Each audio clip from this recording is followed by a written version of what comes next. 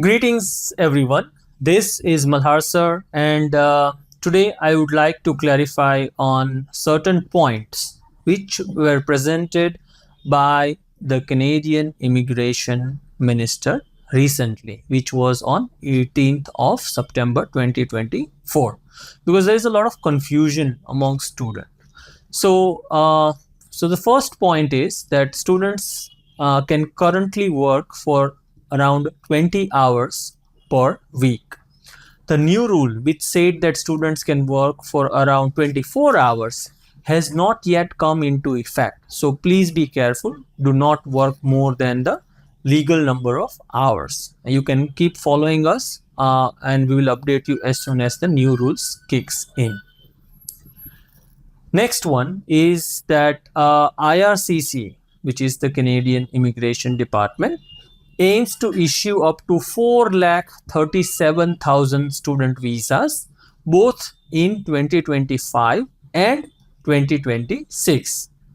So, if you are planning for Canada, you should make sure that you are going for a decent university which has good, credible programs, and that you should have strong academics, IELTS score, as well as financials to improve your visa chances. Now remember, this 4,37,000 is still second highest in the world after US.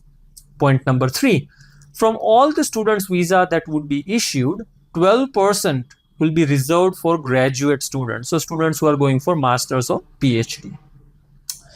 Number 4, now for applying, in order to apply for PSW, you will need to have CLB level 7, which is around 6 bands overall for university graduates, and CLB 5, which is around 4 to 5 bands for college graduates.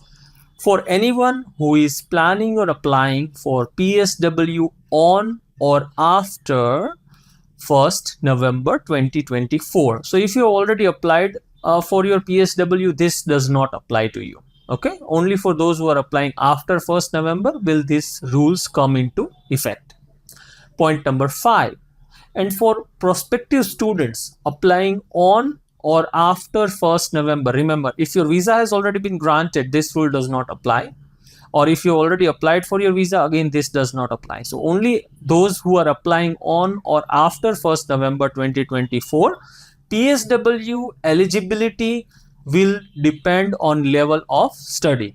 So depends whether what you are studying, from where you are studying. Okay, so graduates from bachelor's, master's and doctoral degree program will remain eligible for a work permit of up to 3 years. So which will be 3 years actually.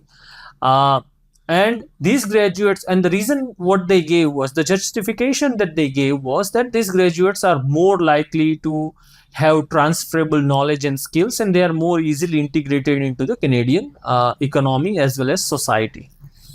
So that's the justification that they gave.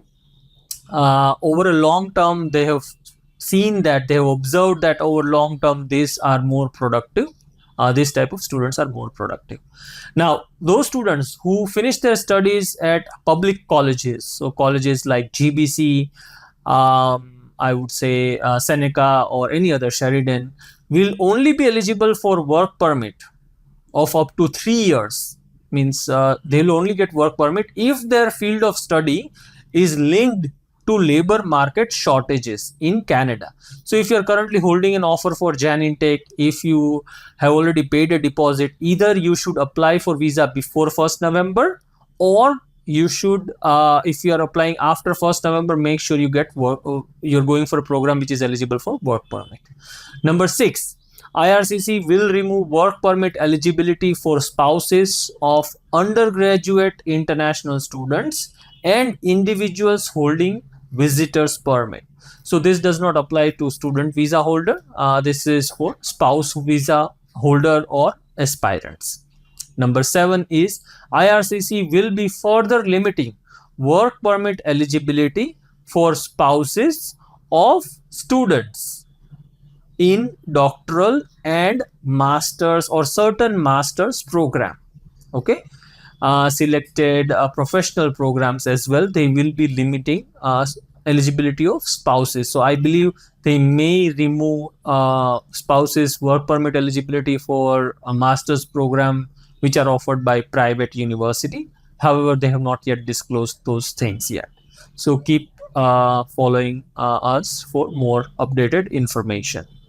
Now, IRCC will also be limiting work permit eligibility to include only spouses of highly skilled, specialized workers such as executives, scientists, doctors, professionals, and people who are working in critical sectors such as let's say healthcare sector or construction sector, which according to Canadian government are critical for their growth.